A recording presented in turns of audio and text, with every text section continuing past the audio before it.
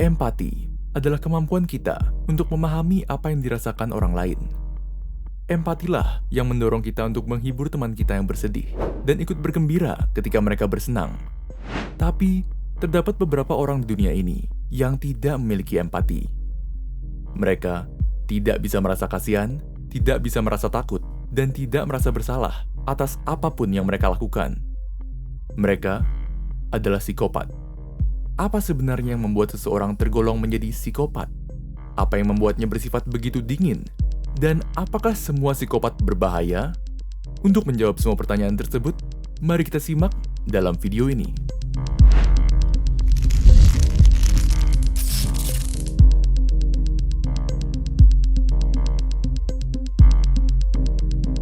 Sebelum kita mulai, mohon diingat untuk tidak mendiagnosa diri kalian sendiri.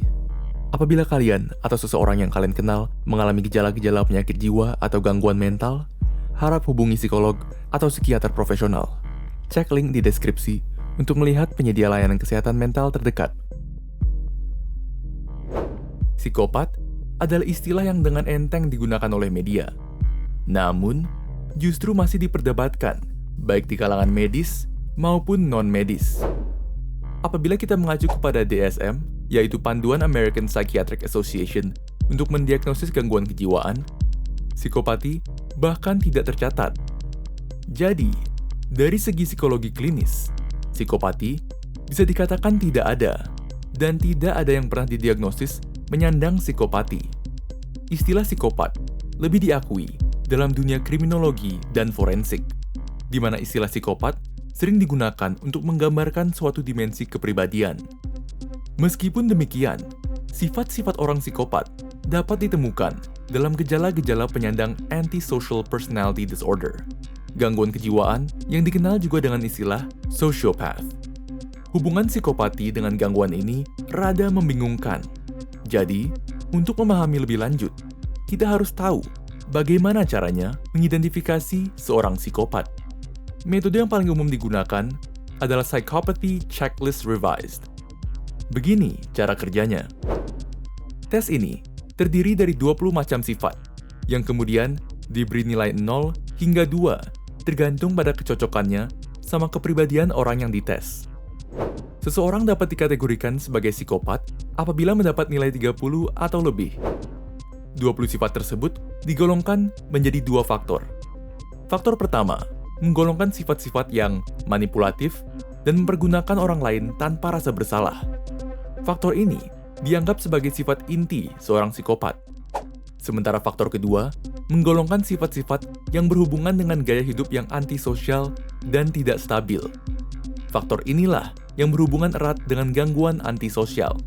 Jadi, intinya adalah, bisa jadi seseorang tergolong psikopat dan menyandang ASPD. Namun, tidak semua penyandang ASPD adalah psikopat, dan begitu pula sebaliknya. Terlepas dari perdebatannya, seorang psikopat secara umum tidak mampu atau kurang bisa berempati, memiliki kekurangan dalam respons emosional, serta memiliki kecenderungan untuk memanipulasi dan mempergunakan orang lain. Jadi, apakah semua psikopat berbahaya?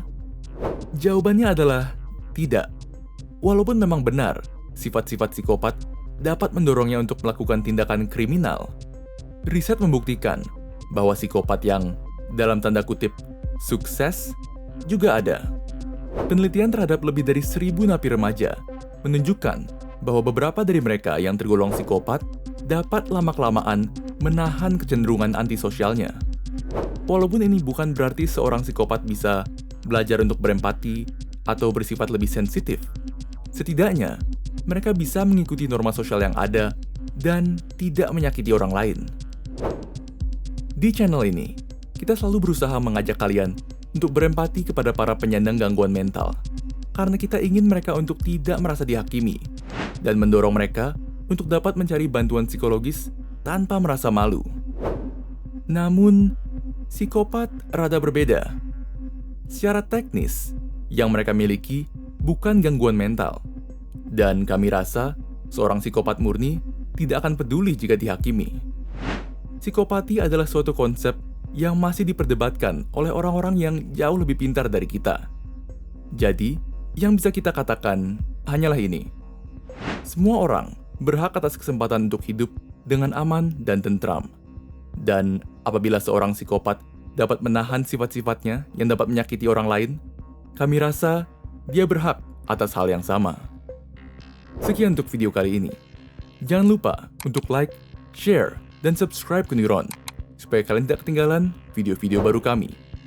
Jika ada topik yang kalian ingin kami bahas, kalian bisa tulis itu juga di kolom komentar. Semua link untuk sumber yang kami gunakan dalam video ini dapat kalian lihat di kolom deskripsi. Terima kasih telah menonton, dan sampai jumpa di video berikutnya.